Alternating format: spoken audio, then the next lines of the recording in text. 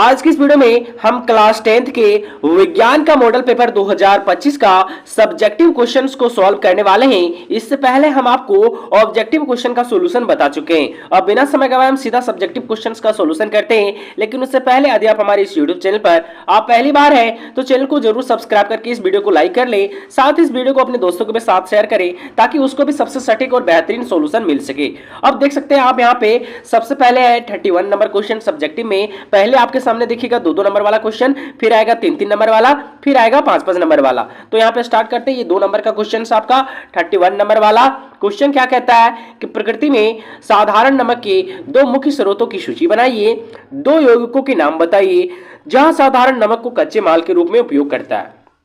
पहले क्वेश्चन को समझिए कि क्वेश्चन बोल क्या रहा है। क्वेश्चन कहता है कि हमें साधारण नमक कहां कहां से प्राप्त होता है, वो 2 स्रोतों का नाम बताना है। दूसरा कहता है कि हम लोग साधारण नमक को किस 2 यौगिक को बनाने में यूज करते हैं, उन 2 यौगिकों का नाम बताना है। ठीक, समझ में आ गया। चलिए अब इसका आंसर देखते हैं। सबसे पहले कि साधारण नमक हमें मिलता कहां है। साधारण नमक देखिए हम लोग बोलते हैं NaCl को, इसको हम लोग सामान्य नमक या फिर साधारण दोनों तरह का नमक के नाम से जानते हैं। तो यहाँ पे देख सकते हैं साधारण नमक या फिर सामान्य नमक के 2 मुख्य स्रोत कहां कहां से हमको नमक मिलता है।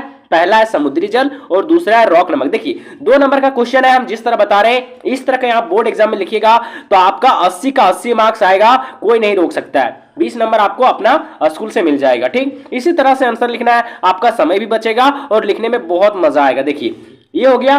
दूसरा था कि हम लोग साधारण नमक का उपयोग कहां कहां करते हैं, यानी इसके 2 कंपाउंड या फिर यौगिक का नाम बताना है। तो सामान्य नमक के उपयोग के कच्चे माल के रूप में कहां करते हैं, साधारण नमक का उपयोग कच्चे माल के रूप में कहां कहां करते हैं। पहला है कास्टिक सोडा को बनाने में। कास्टिक सोडा का नाम होता है सोडियम हाइड्रोक्साइड। इसका केमिकल फॉर्मूला देखा जाए तो NaOH, इसको हम लोग बोलते हैं सोडियम हाइड्रोक्साइड। ठीक है, इसके निर्माण में। और दूसरा क्लोरीन गैस के उत्पादन में।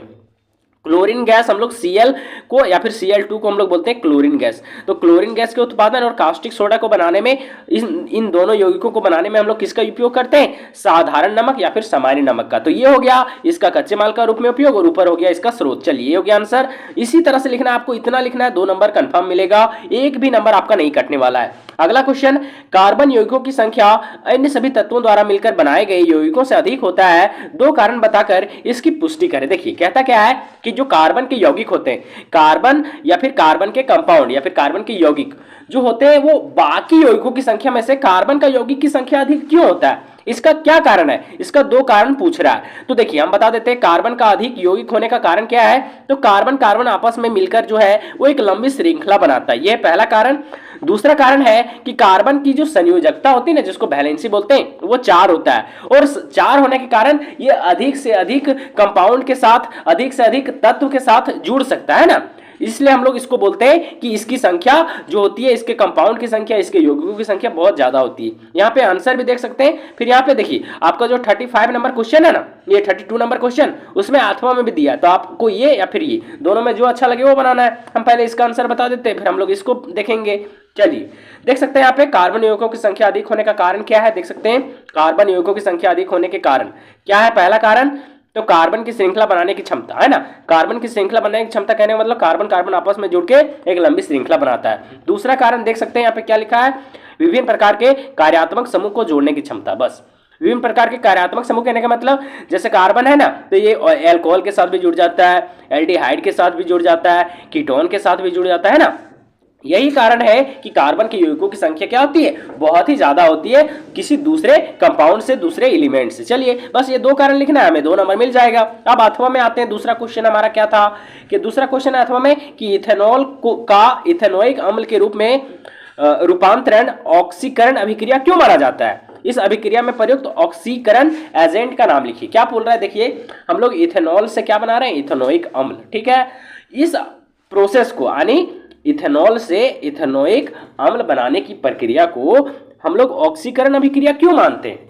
फिर कहता है कि ऑक्सीकरण अभिक्रिया में, कहने का मतलब कि इथेनॉल को जब इथेनोइक अम्ल बनाते हैं तो उस टाइम हम लोग किसका यूज करते हैं, किसका उपयोग करते हैं, उसका नाम बताना है ना, उसी को हम लोग बोलते हैं ऑक्सीकरण एजेंट। चलिए अब लिखते हैं हम लोग इसका आंसर। इथेनॉल से इथेनोइक अम्ल के बनाने को हम लोग ऑक्सीकरण क्यों कहते हैं। आपको पता होगा कि ऑक्सीकरण वैसी प्रक्रिया होती है जिसमें किसी भी अणु में क्या होता है, ऑक्सीजन ऐड होता है। आप देखते हैं कार्बन यौगिकों की संख्या अधिक, ये तो हो गया। अथवा में था ना, तो हम लोग या में देखेंगे। देखिए यहाँ रहा ये इसका आंसर। कहता है इथेनॉल से इथेनोइक अम्ल में परिवर्तन ऑक्सीकरण अभिक्रिया है, क्योंकि क्यों है तो इसमें इथेनॉल के अणु में ऑक्सीजन की मात्रा बढ़ती है। कहने का मतलब कि इथेनॉल के अणु में ऑक्सीजन की मात्रा बढ़ती है, तभी ये क्या बनता है, इथेनोइक एसिड। बस सिंपल है। अब ऑक्सीजन की मात्रा बढ़ेगी तो इसी को ना बोलते हैं ऑक्सीकरण। बस एक लाइन में लिखना है, आपको 2 नंबर कंफर्म मिल जाएगा। बस हाँ, एक थोड़ा सा और भी पूछा है ना कि हम लोग इथेनॉल से इथेनोइक अम्ल बनाने के लिए किस ऑक्सीडाइजिंग एजेंट का यूज करते हैं, यानी किसके प्रेजेंस में करते हैं। तो देखिए 2 नाम है, पोटासियम डाइक्रोमेट और पोटासियम परमैंगनेट, है ना। देखिए लिखा है ना, पोटासियम डाइक्रोमेट और पोटासियम परमैंगनेट। तो इन दोनों में से किसी एक का भी नाम लिखिएगा तो चल जाएगा, है ना। उसका फॉर्मूला भी लिख दीजिएगा, बहुत अच्छा रहेगा। बस इतने लिखना है, 2 नंबर मिल जाएगा। अगला क्वेश्चन देखिए क्या कहता है, 33 नंबर क्वेश्चन, 33 नंबर क्वेश्चन कहता है मध्यम क्रियाशीलता वाली एक धातु का नाम बताइए तथा सल्फाइड अयस्क से इस धातु का निष्कर्षण के 3 मुख्य चरण लिखिए। क्या बोल रहा है देखिए, कहता है कि एक ऐसी धातु का नाम बताइए जो मध्यम अभिक्रियाशील हो। कहने का मतलब जो बहुत ज्यादा भी अभिक्रियाशील ना हो और बहुत कम भी ना, जो मध्यम कर सके, है ना, वैसे धातु का नाम बताना है।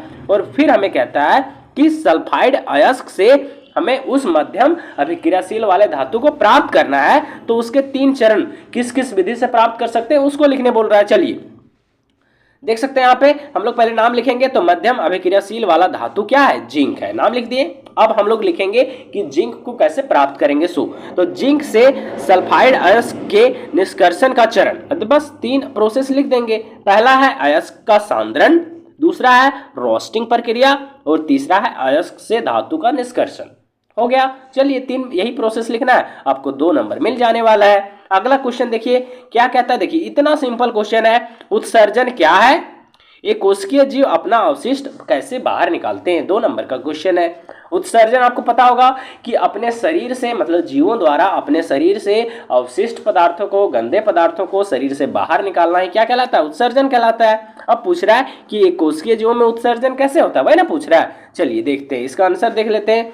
उत्सर्जन लिखेंगे, फिर लिखेंगे यह वह प्रक्रिया है जिसमें जीव अवांछित और विषैले पदार्थों को शरीर से बाहर निकालते हैं। हम लोग ऐसे भी लिख सकते हैं कि वैसे प्रक्रिया जिसमें जीव अवांछित और विषैले पदार्थों को शरीर से बाहर निकालते हैं उसे उत्सर्जन कहते हैं। बस आपका जो ऐसा मन करे वैसा लिखिए। अब दूसरा पार्ट में क्या था कि एक कोशिकीय जीवों में अवशिष्ट पदार्थों को हटाने की प्रक्रिया क्या होती है, तो उस प्रक्रिया को हम लोग बोलते हैं क्या, डिफ्यूजन। क्या बोलते हैं, डिफ्यूजन, है ना, जिसको हम लोग हिंदी में प्रासरण भी बोलते हैं। तो हम लोग डिफ्यूजन भी लिखेंगे तो सही हो जाएगा, वो आंसर जांचने वाला हमें नंबर दे देगा। बस 2 नंबर हो गया। चलिए आगे बढ़ते हैं। 35 नंबर क्वेश्चन देखिए। 35 नंबर क्वेश्चन क्या कहता है कि 2 कार्य लिखना है। किसका किसका, विर्शन का 2 कार्य और अंडाशय का 2 कार्य। फिर अथवा में हमें दिया है कि या ये नहीं लिखिएगा तो इसका आंसर दीजिए। लिखा है कि मानव मादा प्रजनन तंत्र में प्लेसेंटा और दूसरा फ्लोपियन ट्यूब का कार्य का उल्लेख करें। कहने का मतलब प्लेसेंटा का 2 कार्य लिखना है ये और फ्लोपियन ट्यूब का 2 कार्य लिखना है। आपको इसका आंसर देना है, फिर इसका आंसर। हम दोनों का आंसर आपको बताते हैं, जो आपको अच्छा लगे कहीं इस तरह से एग्जाम में आए तो उसका आंसर लिख देना है।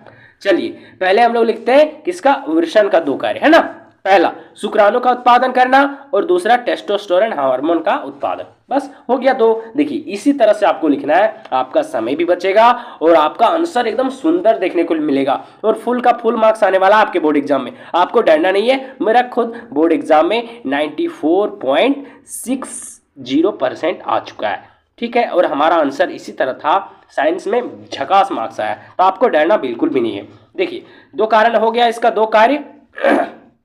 अगला अंडाशय का 2 कार्य, अंडाणु का उत्पादन करना और दूसरा एस्ट्रोजन या फिर इसी को बोलते हैं हम लोग प्रोजेस्टेरोन हार्मोन का उत्पादन। बस हो गया। चलिए अगला जो अथवा में था, प्लेसेंटा का कार्य। प्लेसेंटा को हम लोग हिंदी में बोलते हैं गर्भनाल। इसका 2 कार्य क्या है, पहला भ्रूण को पोषण प्रदान करना, ऑक्सीजन और पोषक तत्वों का स्थानांतरण। बस हो गया। चलिए अब फ्लोपियन ट्यूब का कार्य देख लेते हैं, अंडाणु और शुक्राणु का निषेचन का स्थान और अंडाणु को गर्भाशय तक ले जाना। देखिए फ्लोपियन ट्यूब कैसे होता है, यहाँ पे मान लेते हैं ये हमारा क्या, मादा जनन तंत्र। इस तरह से देखिए, देखे होंगे आप लोग, निकला रहता है ऐसे मुट्ठी के आकार का जैसा, है ना, इसी को। तो इस ट्यूब को हम लोग बोलते हैं फ्लोपियन ट्यूब, है ना। तो यहीं पे होता है निषेचन का काम। कहने का मतलब नर युग्मक और मादा युग्मक यहीं पे मिलता है ना, या फिर यहाँ या फिर यहाँ। तो ये जो होता है ना फ्लोपियन ट्यूब, यहाँ पे क्या 2 कार्य करता है, पहला निषेचन का कार्य और दूसरा ये अंडाणु को गर्भाशय तक ले जाता है। चलिए ये हो गया। बस इतने तो लिखना है हमें। अगला क्वेश्चन 36 नंबर कहता है हमें अपने वनों का संरक्षण क्यों करना चाहिए, वनों की कटाई के लिए जिम्मेदार 2 कारणों की सूची बनाइए। बस सिंपल है, यही कहता है कि हमें वनों को क्यों बचाना चाहिए, संरक्षण करना मतलब हमें वनों को क्यों बचाना आवश्यक है। और फिर कहता है कि वनों की कटाई यदि हो रही है तो उसका 2 कारण बताइए, वनों को क्यों काटा जा रहा है। चलिए बस सिंपल क्वेश्चन है। देखिए हमें वनों का संरक्षण क्यों जरूरी है, पहला पर्यावरण संतुलन को बनाए रखने के लिए और दूसरा जैव विविधता की रक्षा करने के लिए। बस सिंपल है, 2 कारण हो गया। अब हमें बताना है 2 कारण जिसके कारण पेड़ काटा जा रहा है। पेड़ क्यों काटा जा रहा है तो उसका 2 कारण अपने मन से आप बता सकते हैं। वैसे तो इसका बहुत सारे कारण है, लेकिन हम आपको 2 इंपॉर्टेंट कारण बताते हैं जिसके कारण पेड़ काटा जा रहा है।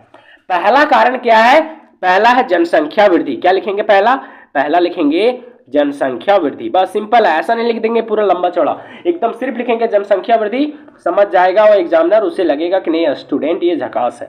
पहला जनसंख्या वृद्धि, क्योंकि जनसंख्या जब बढ़ेगा तो लोगों को रहने के लिए आवास चाहिए ना, घर चाहिए। तो घर, अब जमीन खत्म हो जाएगा गांव तरफ तो वो दौड़ेगा कहाँ, जंगल तरफ ना, और वहां आवास बनाएगा। दूसरा भोजन में कमी।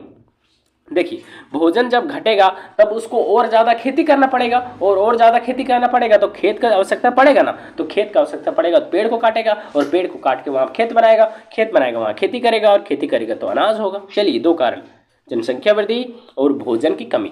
आप और अपने मन से भी लिखिएगा, आपका नंबर बिल्कुल भी नहीं कटने वाला है। ऐसा नहीं कि हम जो बता दिए वही लिखिए, ये भी लिखिए, आपका मन में कुछ और है तो वो लिख के आइए। चलिए ये हो गया आंसर। अब अगले वीडियोस में हम आपको 3 नंबर और 5 नंबर का जो है वो सब्जेक्टिव क्वेश्चन बताएंगे। आज की वीडियो में बस इतना ही। यदि ये क्वेश्चंस का आंसर का तरीका आपको अच्छा लगा होगा तो वीडियो को जरूर लाइक कर, चैनल को सब्सक्राइब कर ले और अपने दोस्तों के साथ भी शेयर करें। तो आज की वीडियो बस इतना ही।